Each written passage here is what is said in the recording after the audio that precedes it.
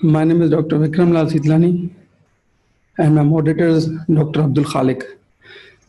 The topic of today's presentation is urinary incontinence. The learning objective of this topic are evaluate symptoms to accurately classify a patient with urinary incontinence, apply an understanding of the pathophysiology and risk factors for urinary incontinence to patient's care, evaluate the most recent clinical evidence of pharmacological and non-pharmacological treatment in urinary incontinence, design a patient-specific treatment plan to achieve optimal outcomes in an elderly patient with urinary incontinence, assess for reversible causes in the patient with urinary incontinence. Now, what is urinary incontinence? The International Continence Society and International Urogynecological Association have defined incontinence as the complaint of any involuntary loss of urine or leakage of urine. It most occurs in women and prevalence is more in 5th decade of life. Stress urinary incontinence is the most common type of urinary incontinence in women, with 80% of incontinent women presenting with symptom of stress urinary incontinence.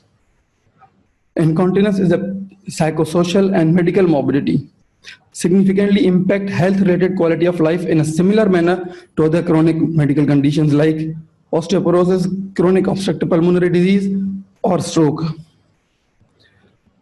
Now, the German Incontinence Society defines 4 severity levels of urinary incontinence. Incontinence is sporadic when there is loss of 10 ml of urine per hour, and troublesome is at level 2 of severity when there are less than 25 ml per hour. Severe incontinence include less than 50 ml per hour, and complete incontinence is more than 50 ml per hour. Coming to the type of incontinence, incontinence can be transient or chronic. Transient can occur after vaginal childbirth or during acute urinary tract infection and usually is resolved spontaneously, while chronic can be a result of many causes and is often persistent and progressive. We can classify the continence as in other types as well, like stress, urge, overflow incontinence, and neurogenic incontinence. Stress incontinence is due to increased abdominal pressure under stress. Urges due to involuntary contraction of bladder muscle, and overflow is due to blockage of urethra, and especially when the bladder is distended or over distended. And neurogenic incontinence is due to impaired function of nervous system. Now, the topic of our interest is stress urinary incontinence. The International Continence Society has defined as the complaint of any involuntary loss or leakage of urine association with cough, sneeze, or any physical activity. It happens when the intravesical pressure exceeds the maximal urethral pressure in the absence of detrusal muscle activity. The mechanism of stress urinary incontinence are hypermobility of bladder, neck, and urethra, and intrinsic sphincter deficiency. There are mainly 2 mechanisms which I have explained. Now, what is urethral hypermobility? It originates from an insufficient support of the urethra and bladder neck by pelvic muscle floor musculature and or poor vaginal connective tissue. This causes the urethra and bladder neck to lose the ability to completely close against the anterior vaginal wall with increase in intra-abdominal pressure leading to incontinence. And internal sphincter deficiency results from a loss of urethral tone that normally keeps the urethra closed. This can occur in the presence or absence of urethral hypermobility and physically results in severe urinary leakage, even with minimal increase in intra-abdominal pressure. In generally, ISD results from neuromuscular damage and can be seen in women who had multiple pelvic or incontinence surgery and have worse surgical outcomes. Intrinsic sphincter deficiency is defined as a maximal urethral closure pressure of less than 20 centimeter of water on urethral pressure on profilometry, and an abdominal leak peak point of less than 60 centimeter of water. A third mechanism, which is still poorly understood, is urethral instability is the urodynamic observation of urethral pressure variation in patients with symptom of lower urinary tract apart from detrusor overactivity. Interstitial cells in the urethra have proposed a specialized pacemaker that are involved in generation of urethral tone. Failure to maintain sufficient and continuous urethral muscle contraction may be a specific pathophysiology entity. Now, how to diagnose this stress urinary incontinence, and the assessment can be through a detailed history, including the degree of leakage, its relation to activity, position, and state of bladder fullness. If incontinence occurs after a feeling of urgency without abdominal pressure rise, urge incontinence is likely. Inquire about the past surgical and obstetric history, medication taken, dietary habits, and systemic disease like diabetes mellitus. A micturition diary that records the micturition, a wide volume and type of incontinence is recommended by International Continence Society. In addition, history should also include the degree of bothersome and effect on quality of life. A PET test over an hour or 24 hours has also been recommended. The degree of hypermobility in women can be assessed by a simple Q-tip test. Physical examination is essential, especially if urine leakage is witnessed by the examiner. In women, the pelvic examination includes laxity of pelvic support, presence or of any degree of prolapse, cystocele, rectocele, or hypermobility of anterior vaginal wall. A neurological examination should be done if neuropathy is suspected. Now, as we have discussed, the degree of hypermobility in women is assessed by a simple Q test. Now, how this test is performed? The simple way to perform the Q-tip test is to introduce per urethra a sterile strip into the urinary bladder and take it off slightly up to the bladder neck and ask the patient to squeeze the pelvic muscles, and change in the degree of 30 degree is defined as the hypermobility of the bladder. The NICE clinical guidance recommends avoiding UDS for women with pure stress urinary incontinence symptoms. However, in clinical practice, UDS are often performed prior to surgical intervention in order to fully clarify the nature of incontinence and counseling for surgery if needed. So the UDS is not recommended for every patient until it changes the management or one is thinking for planning for any surgery. Urethral pressure profile, some centers offer this as standard with UDS.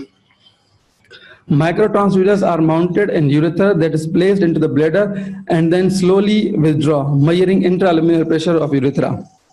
Further investigation which can be needed is cystoscopy and ultrasound KUB, which is not routinely recommended, but one can done if it is indicated. Now, this is the pictorial representation in UDS, where we can appreciate the abdominal pressure and vesical pressure, which is rising, but detrusor pressure remains the same, and we can appreciate in the flow there is a leak in the urine. And we can also inspect of urethra or meatus while the recording through the flow meter. And the treatment options are, if you're planning for a conservative treatment in mild and moderate cases, the recommendations are lifestyle modifications like weight reduction, decreased use of caffeine, pelvic floor muscle training, drugs like duloxetine. This drug is a serotonin norepinephrine reuptake inhibitor, which stimulates the pudendal nerve, resulting in the increase of urethral tone, thus decreasing the stress incontinence. And others are intravaginal devices and urethral inserts. This drug has many side effects, therefore it is not used. Duloxetine. This drug is basically an antidepressant drug. It is not used in clinical practice. So recent literature mentions that this should not be used because of Side effects. side effects. Yes. And surgery is through vaginal approach or suprapubic. In suprapubic approach, the periurethral tissue is sutured to the back of pubis symphysis. Another modification in the suprapubic approach is burst procedure. In this procedure, we fix the anterior vaginal wall to the Cooper's ligament. Now, the other treatment options are, which is surgical options, are minimal invasive when there is mild to moderate intraurethral injection of bulking agents. Now, this bulking agents is injected through the endoscope, a cystoscope, where you can see there is a transurethral injection. This bulking agent from this side, and the procedure is completed when you do from the either sides. The side effect of this debulking, these bulking agents are temporary incontinence, dysuria, hematuria, and one can present with urinary tract infection as well. But they are resolved. They can resolve with the treatment. And the American Association guideline also lists this bulking agent as an option for women who do not wish to pursue invasive surgical intervention for stress urinary incontinence. Other modalities, we have mid-urethral tabs. Dr. Murli, sir, I think you have used this drug in 2 or 3 patients recently for a case of incontinence. So have you found? Practically, I have used in one patient because dose is 5 cc to 7 cc. So I have used in one patient 4 cc I have injected. He is very much better. He underwent many surgeries before that and he was incontinent. We closed his bladder neck 2 times. He is very much happy. He is saying that 80% response is there and he empties his bladder after 4 hours to 5 hours. But in second case, I injected only 2 cc. So I think because of that, he didn't get any response. So practically, I injected in 2 patients. In one, because I had 7 cc of this material, it is costly, 30,000 rupees cc. Per injection?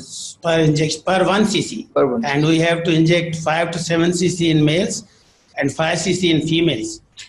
So I have injected in one because that young man was very much in problem because he underwent many surgeries in past, and we also closed his bladder neck. We augmented his bladder.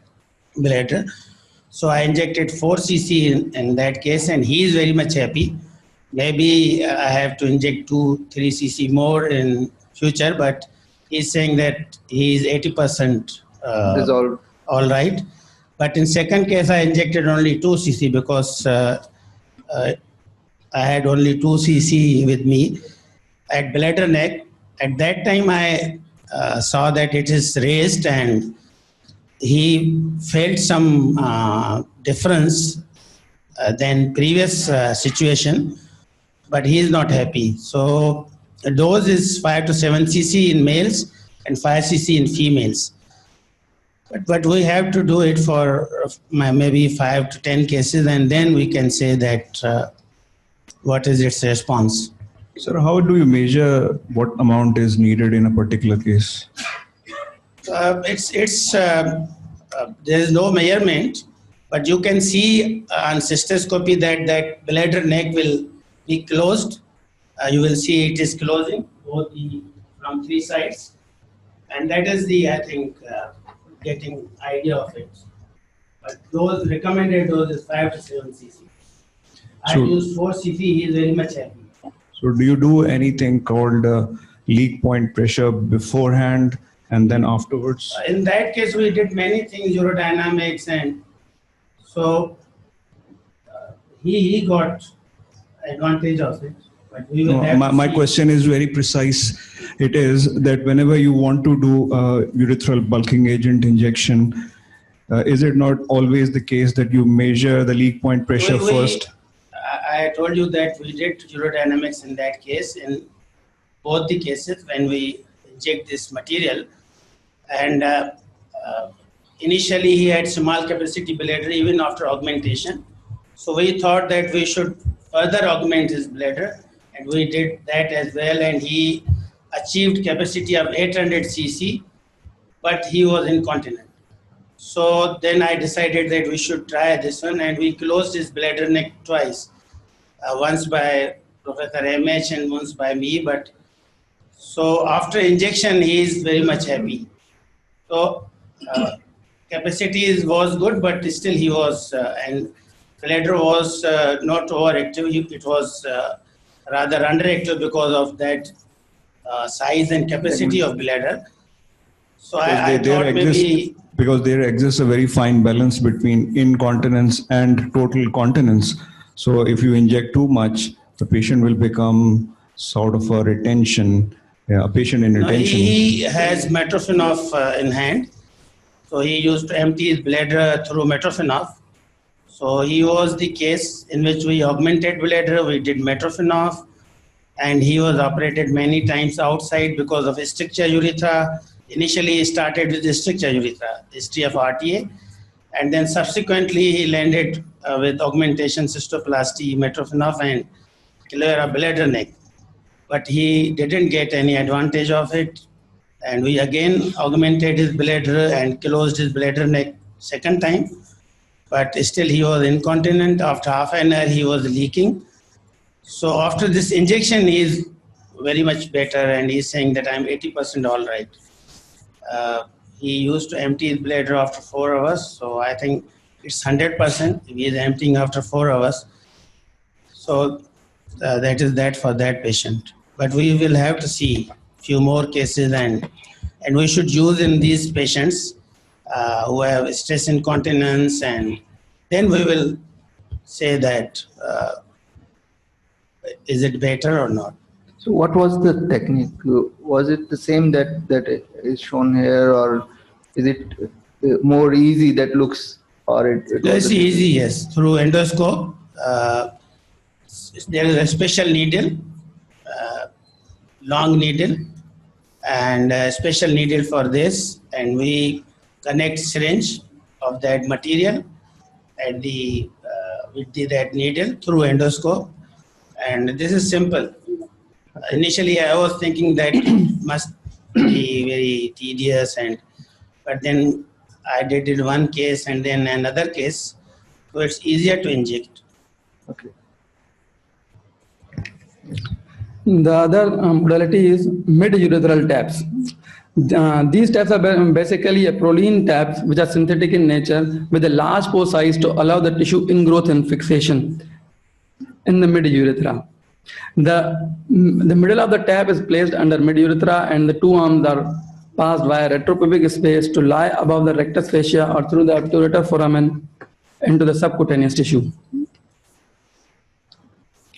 And the other is artificial urinary sphincters. You can see in the artificial urinary sphincter, there are three things which can be notified. This is a balloon, which is an inflating and a deflating balloon, and the urethral cuff, and this is a device. You can only this is a similar manner in male, which I will show you in the later slides how it works. Now, the other topic is urgency. About cystoscopy, literature says that we should do cystoscopy to exclude other causes. And second thing is you can see stovepipe appearance of fibrotic urethra in some cases on cystoscopy in stress incontinence, and you can exclude other causes as well, but it's not routinely done. And for ultrasound, I think our practice is do ultrasound first to see post-wide residual urine to exclude any overflow incontinence. So ultrasound, I think, should be done beforehand, but cystoscopy is not indicated in all cases, but you can see stovepipe appearance of fibrotic urethra and cystoscopy as mentioned in literature. I haven't seen it, but it's mentioned in literature. And the other topic is urgency urinary incontinence. Now, what is urgency? This is defined as a complaint of a sudden compelling desire to pass urine, which is difficult to differ. And urge urinary incontinence is a complaint of involuntary loss of urine associated with urgency. And overactive bladder syndrome, it is a urinary urgency usually accompanied by frequency and nocturia with or without urinary incontinence, urge urinary incontinence in the absence of urinary tract infection or with obvious pathology.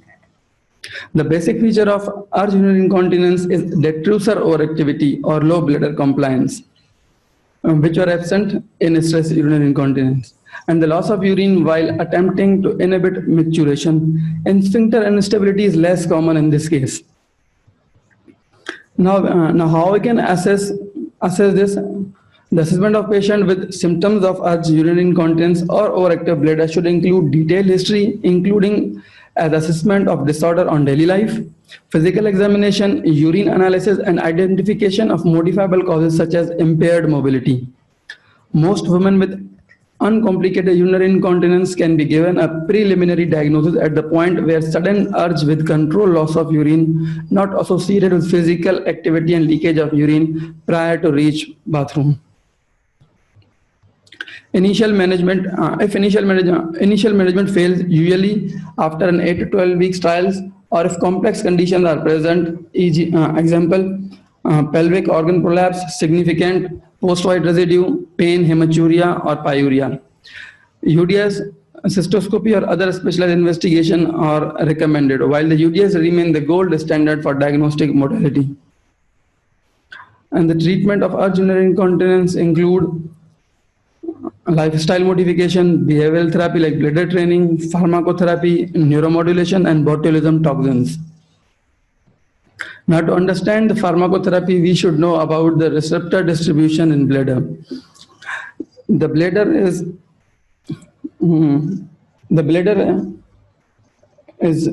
rich in muscarinic receptors with M2 receptor in dominant type, but the M3 receptors, which are basically responsible for the contraction of bladder, and other receptors are beta agonist, which are bladder, which can do bladder relaxation, especially the beta 3 receptors. Pharmacotherapy,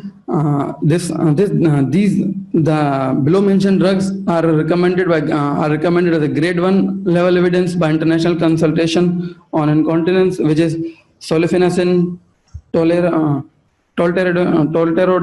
oxybutynine, darifenacin, fesoterodine, imidafenacin, propavarin, trospium, and miravigon. These all drugs are anticholinergic drugs except miravigon, which is a beta agonistic drug.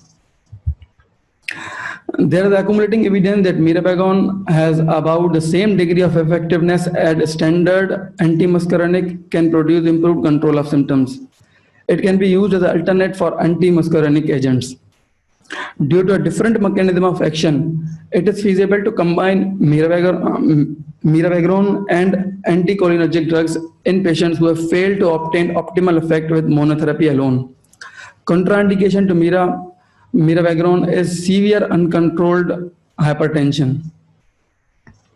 Now, the neuromodulation therapy, it activates the efferent inhibitory pathways and cortical area involved in the urinary tract function. Therapy involves stimulation of nerve by acupuncture type needle for 30 minutes weekly for 12 weeks. This is done by the posterior tibial nerve stimulation and the sacral nerve, which is FDA approved for urgency frequency with or without incontinence. The other thing we can do is botulism toxins, which blocks the release of acetylcholine. It is injected in the detrusor muscle via cystoscope under local anesthesia or sedation. The effect may last 3 to 6 months and can be repeated when overactive bladder symptoms recurs. Although all mentioned therapies are effective for most patients, In some neurogenic bladder patients with severe spasticity, bladder augmentation, urinary diversion, or chronic catheterization can be needed. Now, the mixed urinary incontinence. This refers to the complaint of an involuntary leakage of urine associated with urgency and with exertion, effort, sneezing, or cough. This disorder represents an element of detrusor dysfunction, which can be motor or sensory, as well as a urethral sphincter insufficiency.